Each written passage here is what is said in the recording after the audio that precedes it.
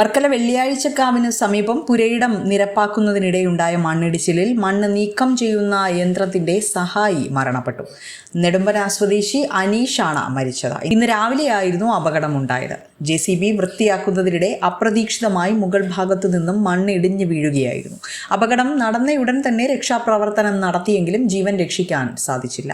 JCB ഓപ്പറേറ്ററാണ് മരണപ്പെട്ടതെന്ന തരത്തിൽ ആദ്യം ചില തെറ്റായ വാർത്തകൾ പ്രചരിച്ചിരുന്നെങ്കിലും മരണപ്പെട്ടത് സഹായിയായ യുവാവാണെന്ന് പിന്നീട് സ്ഥിരീകരിക്കുകയായിരുന്നു. ദേശീയപാത നിർമ്മാണത്തിനായി മണ്ണ് നൽകുന്ന കരാർ കമ്പനിയുടെ മേൽനോട്ടത്തിലാണ് പ്രവർത്തികൾ നടന്നിരുന്നത്.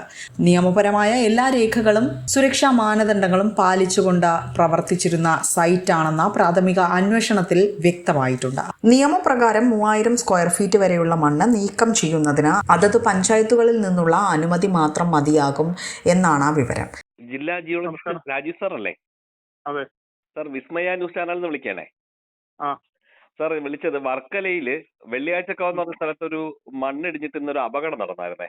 അപ്പൊ ഞങ്ങൾ അവിടെ വാർത്ത എടുക്കാൻ വേണ്ടി ചെന്നപ്പോ അവരോട് ചോദിച്ചു, നിങ്ങൾക്ക് ഇതിന്റെ മണ്ണെടുക്കാനുള്ള അനുമതി ഉണ്ടോ എന്ന് ചോദിച്ചപ്പോൾ അവർ കുറച്ച് ഡോക്യുമെന്റ് ഒക്കെ കാണിക്കുന്നുണ്ട്. പഞ്ചായത്തിന്റെയാണ്. ഓക്കെ, അപ്പൊ പഞ്ചായത്തിന്റെ അനുമതി മതിയോ ഇവർക്ക് അവിടെ ഈ പ്രവർത്തനം നടത്താൻ? അതങ്ങനെയെന്ന് വെച്ചാൽ 3000 സ്ക്വയർ ഫീറ്റിന് താഴെയുള്ള ചെറിയ കെട്ടിടങ്ങൾ പഞ്ചായത്തിന്റെ, ബാക്കിയുള്ളതിന് പഞ്ചായത്ത് 1.5 വർഷത്തിന് മുമ്പ് ഉള്ളതാണ്. 2023 ഇറങ്ങിയ ഉത്തരവിന്റെ അടിസ്ഥാനത്തിലാണ്.